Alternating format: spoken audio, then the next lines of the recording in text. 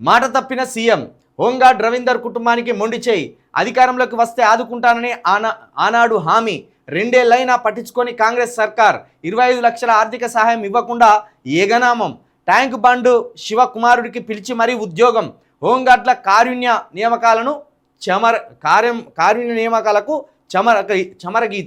చరమగీతం ఈ home guard Ravinder 2023 September నెలలో సకాలంలో ఈ హోంగార్డ్లకు శాలరీలు ఇస్తలేరనే మనోవేదనతోటి అప్పటికే తన కుటుంబం ఎల్లక తన పిల్లలు తన భార్య తాను ఉపవాసం ఉన్నామని వేదనతోటి ఆత్మహత్యకు పాల్పడ్డాడు. ఒంటి మీద పెట్రోల్ పోసుకొని ఆత్మహత్యకు పాల్పడ్డాడు. ఆనాడు కేసీఆర్ గారి ప్రభుత్వం ఉన్నది. కేసీఆర్ గారి ప్రభుత్వాన్ని ఎండగడుతూ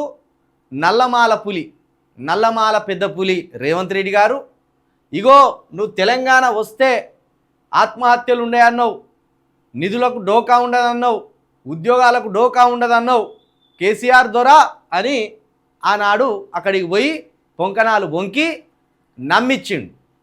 ఇలాంటి ఆత్మహత్య ఇక ఎన్నడూ ఉండదు. కాంగ్రెస్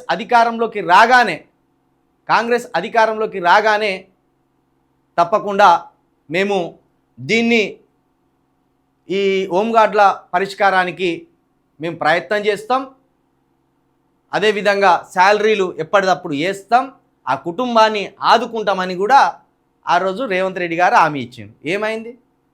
2023 సెప్టెంబర్, ఇప్పుడు 2026 ఏప్రిల్, ఇంకో 4 నెలలు అయితే ముచ్చటగా 3 సంవత్సరాలు గడిచిపోతుంది. కానీ ఈ చనిపోయిన హోంగార్డర్ రవీందర్ కుటుంబానికి ఇస్తానన్న 25 లక్షల రూపాయలు ఇప్పటికీ కూడా ఇవ్వలేదు. గద్దర్ అవార్డుల పేరుతోటి ఆంధ్ర కళాకారులకు డబ్బులు పంచి పెడతాడు. మెస్సీని తీసుకొచ్చి ఒక్క రోజులో 100 కోట్ల రూపాయలు ఖర్చు పెడతాడు.